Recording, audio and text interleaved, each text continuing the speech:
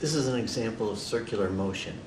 So if I have a 0.3 kilogram ball on a 0.2 meter long string, and I spin it at 10 meters per second. So the ball is moving 10 meters per second, which is, I think, faster than I'm doing right now. But 10's a pretty number, so I like to use that one. So 10 meters per second, find the centripetal force and the centripetal acceleration of the ball. Okay. One thing we're going to do in this one, for now, we're going to ignore gravity.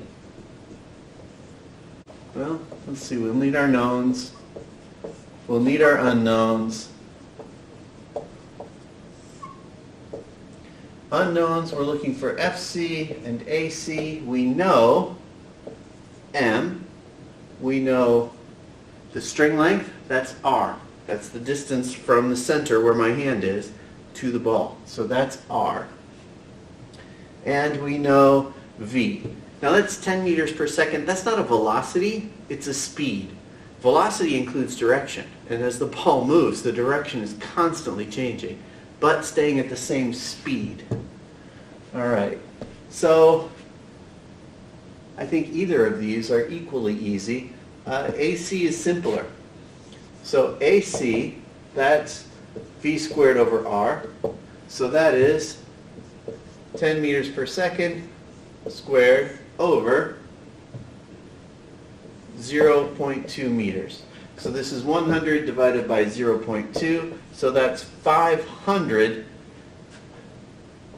meters squared per second squared per meter. So one of the meters cancels, and we're left with meters per second squared, and that's good because that's the unit of acceleration. So acceleration, 500 meters per second squared. So that would be really huge compared to gravity. Remember, gravity is about 10. So it's 50 times gravity. So centripetal acceleration can be large. All right. Then FC. Well, FC, I could use mv squared over r, or I could just use MAC. So that's 0.3 kilograms. AC is 500 meters per second squared, and I get 150 kilogram meters per second squared. That's a Newton.